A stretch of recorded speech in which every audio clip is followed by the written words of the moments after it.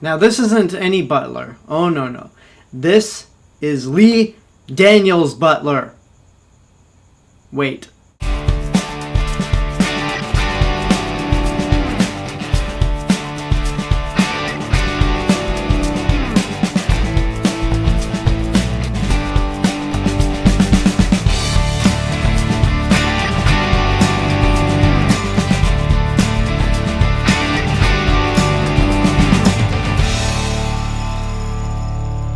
If this is Lee Daniels Butler, then shouldn't he be serving under Lee Daniels rather than the presidents that the film depicts? Whatever, I'm making this too complicated and just too stupid. This is Lee Daniels the Butler. This movie tells the story of Butler Cecil Gaines, played by Forrest Whitaker, who has served as Butler of the White House from the time Dwight Eisenhower was president to the time Ronald Reagan was president. Which might not sound so much like an interesting story, but this all happens as his son is partaking in the civil rights movement. And the overall movie basically reflects Cecil's time at the White House, witnessing these changes that America is going through, again, as he's Butler through these presidential terms. Now, the director of this movie is Lee Daniels. He's the same director of Precious, based on the novel Push by Sapphire, which was a movie that I really liked. I wasn't in love with it, and it's not for the faint of heart to watch, but it's got really good performances and is overall a good movie. I didn't think it was absolutely amazing, but it's really good. I wasn't able to see this movie when it came out because I was in Texas traveling. Also, it came out the same weekend as Kick-Ass 2, and despite whatever I said about the movie, I wanted to see Kick-Ass 2 more than I wanted to see this movie. But because of the amount of money this movie made, and given the fact that it's going to be an Oscar contender, most likely, I figured to see it as soon as possible. And there's a lot of good things about this movie. It's got really good performances, especially by Forrest Whitaker and Oprah Winfrey. I mean, all of the performances are good. Well, I can't say all of them, but the majority of the performances were really good. I also appreciated the drama that Cecil went through as his son is getting arrested during these key moments in the civil rights movement, whether he's marching with Dr. King or a member of the Black Panther Party.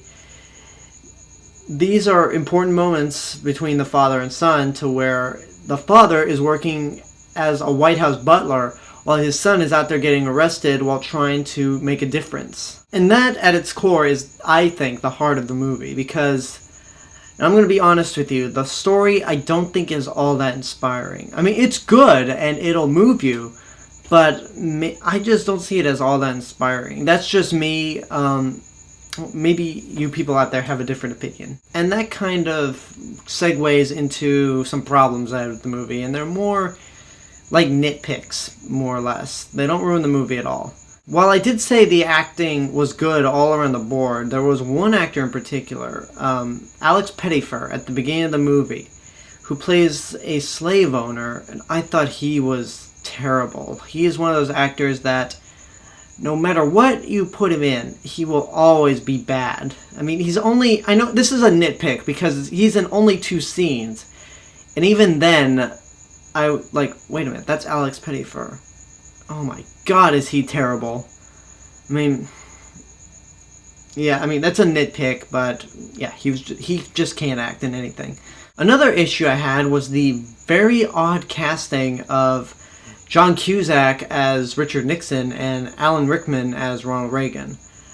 I'm kind of weirded out by John Cusack as Richard Nixon, mainly because my image of Richard Nixon is how they portray him in Futurama, with that rumbling voice and just, I don't know, sort of dog sounding like.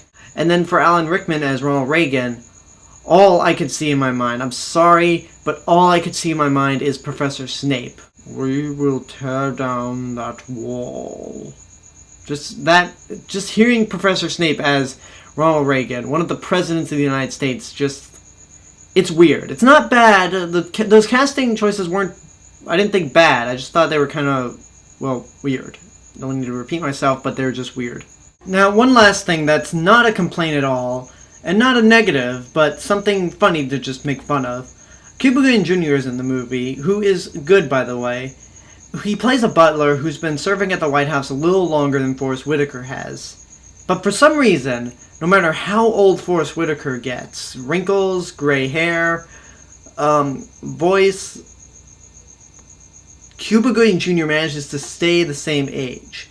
Cuba Gooding Jr. serves from Dwight Eisenhower to Ronald Reagan, and not once does he grow gray hair, wrinkles. He stays the same age. I don't know who decided to let that go and not age up Cuba Gooding Jr. with Forrest Whitaker, but whatever the case, The Butler is a really good movie, great performances. While I don't think the story is spectacular, you do get invested in the story, and you do want to root for Forrest Whitaker's character, Cecil. It's really good. I don't think it's going to be one of my favorite movies of the year, but you should see it, and that's my rating. It's worth seeing in your lifetime. It's good. I think it might snatch up a couple of Oscar nominations, and yeah, it's a good movie. And with that said, that's my review for The Butler. This has been The Cinemas with Mr. Robinson. Leave a comment if you've seen the movie. Subscribe to my channel for more movie reviews in the future. Check out my other channel, AlexG8462. This has been The Cinemas with Mr. Robinson. And remember, know it before you see it. See you guys later.